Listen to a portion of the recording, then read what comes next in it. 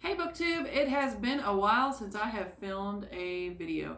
I still read all the time, I just haven't been making the time to film videos. You probably just saw Linus's tail and possibly his rear end. Sorry for his rudeness, but you know he loves filming, so anyway, if you're new to my channel, welcome. If you're not, welcome back. Not that my channel is big in any regard, but I was so inspired by this year's announcement of Middle Grade March. It's a month-long readathon. If you read one middle grade book, you are participating in Middle Grade March.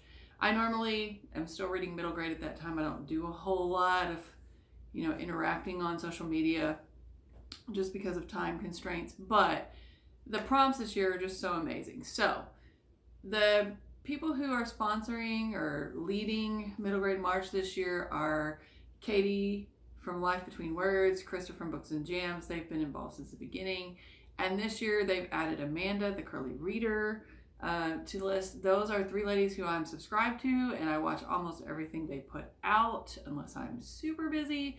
But there were 4 prompts that just really interested me this year. The 5th prompt is about reading a book from the decade you were born.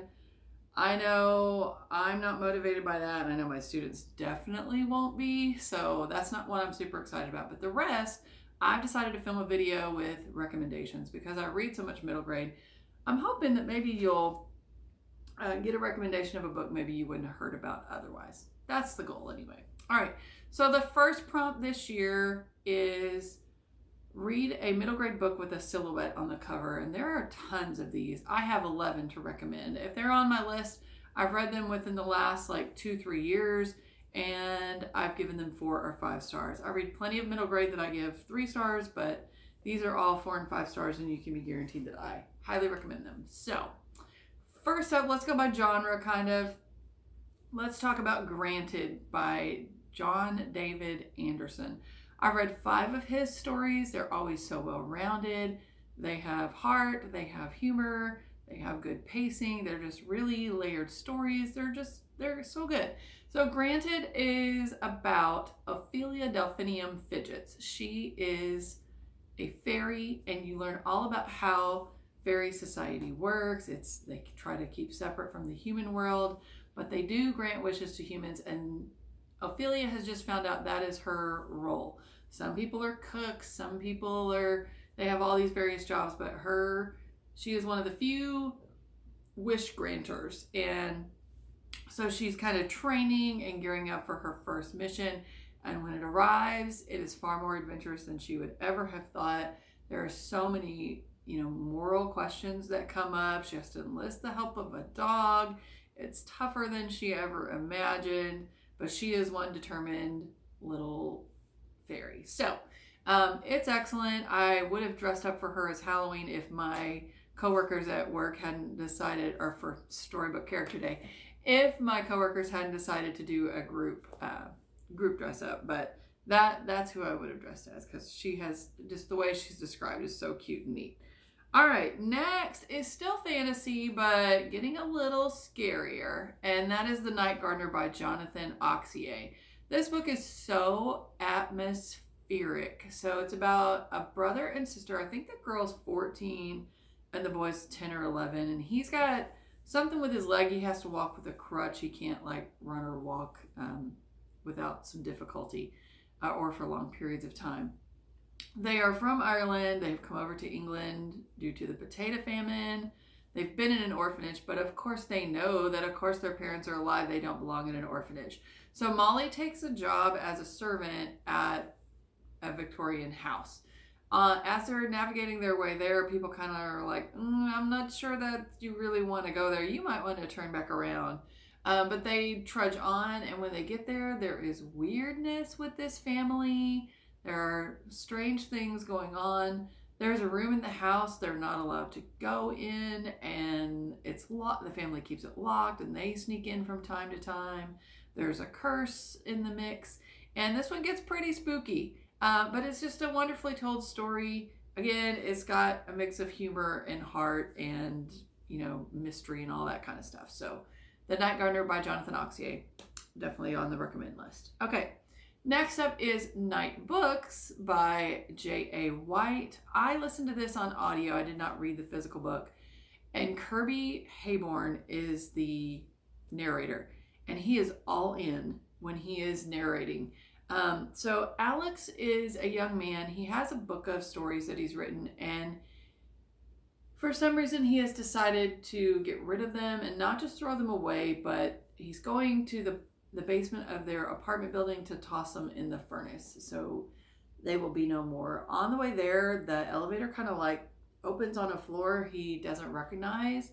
And there's this weird door at the end of the hallway, and he's just lured to it. And he hears his favorite movie playing on the other side. And although his brain is telling him, you know, stranger danger, he still enters the apartment, which of course is occupied by a witch. And now he is her prisoner. And he realizes he's going to have more time to try to escape if he tells her a story every day that will keep him alive longer. There's another young lady there, and there's a lot to figure out with the story. But along with Alex's story and trying to escape the witch, you have all these short stories that he's telling in between. When Natasha the witch gets mad at Alex the first time and yells, I mean, I was so taken aback because this guy is not holding back on the screaming, and it just really impacted me, and I'll never forget it. So really recommend that one. My co-teacher for 5th grade had her homeroom listen to that on audiobook at the beginning of the year, and they really enjoyed it. All right, now for something a little different, a historical fiction recommendation, and that is Salt, a True Story of Friendship in the Time of War. And this is by Helen Frost, and it's set near the War of 1812. Our main character is James, and he's an American settler in a very tiny, not very sturdy settlement. And there are Native Americans nearby, and as you know, he's going about, he sees this Native American little boy, and he forms a tentative friendship with him. But of course, it becomes less and less clear what is going to happen to James's family and friends, and Amikwa's family and friends as the British are approaching and the French are approaching. And it's just a beautiful look at friendship, and then also that whole contrast between war seen as a political tool and war on a personal level and how it affects people. So yes, great story. Next up is a mystery, and that is Book Scavenger. And this is by Jennifer Chambliss Burtman, or Burtman Chambliss. I forget which. You'll see on the graphic on the screen which it was. But it's the first in a series of books. I've only read the first one, though. Our main character is Emily, and she and her parents just moved to San Francisco. They move a lot because of the type of jobs that her parents have. And she makes friends with James, who lives nearby. He is a neighbor. And they're both into this game. It's kind of like a mashup of geocaching, where you hide something in a location and leave the location for somebody else to go and find the thing, and little free libraries. So basically you hide a book in a location and you make up a riddle or a code or a puzzle that someone else can solve to hunt down that book and find it, and you leave another book, and I think it continues from there. So the creator of the game also lives in San Francisco, and he's been leaving some very vague hints that he's got something else big coming up, but all of a sudden he goes missing, and Emily and James find themselves in the middle of the mystery trying to figure out what's going on, even though maybe kids shouldn't be involved in that. Maybe it's a little too grown up danger level for them. So a hugely interesting story. And then you can actually like stop reading and like solve the code or try to like figure out the riddle, and that's kind of fun. You don't have to, because it is going to reveal the answer to you eventually, but I found that part absolutely fun, trying to break the codes and unscramble the riddles and that kind of thing. All right, next up is Free Lunch. I know that I want to say the Curly Reader and Christopher Books and Jams have both talked about this on their book, but this is on their channel. This is Free Lunch by Rex Ogle, and I can't remember if he says it's based on his life or if he says it's part of his autobiography. But it's basically a story of when he was in sixth grade. And along with all of the other sixth grade social drama and bullying and stuff, he came from a family that was lived in poverty, and his mother suffered from mental illness. He has a little brother he is often left to take care of, and they live with his brother's father, but that's not his biological father. It's just a heartbreaking story. It's hard to read, tough to get through. It's not one I keep on my shelves at school. If I ever run across a kid that needs to see themselves in a book, I might, ask them if they would like to read it. But I think it could be very eye-opening for some adults to read, like what some of our young people deal with at home, and how it's so different from those of us that have been well taken care of our whole lives. All right, the rest of my recommendations are realistic fiction because that is my favorite genre, and there are 5 of them. The first is a little bit older one and pretty well known, but I can't not talk about it. It's The Thing About Jellyfish by Allie Benjamin.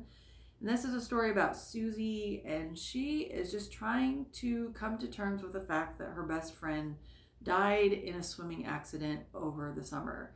And her friend was a really good swimmer, and it just makes no sense to Susie because things just don't happen for no reason. So she sets out on this scientific search for the reason. And the thing she comes up with is it had to be a jellyfish sting. She had to be stung by a jellyfish, which paralyzed her, which is the only reason she wouldn't have been able to swim back to the shore and still be her best friend. So it's just so interesting as she's dealing with the grief and trying to get through the science, wrap her scientific brain around, why this has happened. So good. If I could give that one 6 stars, I would. All right, Song for a Whale by Lynn Kelly is the next book I'd like to recommend. This is about a young lady who's deaf, but she goes to school with kids who can hear. So she has an aide who interprets for her. And she learns about this whale who mostly stays by himself. And they know all this because of microphones that are placed on the ocean bottom that are left over from World War II, maybe World War I can't remember. But anyway, the World Wars. And a lot of times he's by himself. Sometimes he swims with a pod, but the frequency of his song is different than the other whales. And they're not sure if the other whales can hear his song or if he can hear their song, but he does occasionally swim with them. And she just relates to that so much as a deaf person in a hearing world. She does have grandparents who are deaf, and she has a friend who is deaf, and he attends a school for deaf students, and it's just kind of neat how that plays out. That brings a lot of a lot of perspective to the story. But she pairs up with somebody at school and decides they're going to record a song in frequencies that they know that the whale can make, and she wants to play the recording for this whale. And they know that he is usually in a certain spot at a certain time of year, and she convinces her grandmother to set off on this wild adventure to go play this song for the whale without her parents' permission. So very layered story, so good. I have one reader at school who is really hard. It's hard to find a book that she's really into. She starts a lot of books and doesn't finish them. She finished A Wolf Called Wonder, and she finished A Song for a Whale just last week. So terrific story. All right, it made me stay up past my bedtime, by the way, which is hard to make me do that as a teacher because I know I need my rest. Okay, next up is My Jasper June by Laurel Snyder. And this is a story of 2 girls who meet one summer. They've never known each other previously, and they become friends. They both have a lot of emotional baggage for very different reasons. There's been some trauma in one girl's family, and the other girl is harboring a secret. And she asks her friend to keep the secret with her. And they become good friends. But then the girl who is keeping the secret for the friend starts to question, like, am I being more of a friend if I keep the secret, or am I being more of a friend if I tell the secret and get help? So it's a really, really good story. All right, then that was My Jasper June. So good.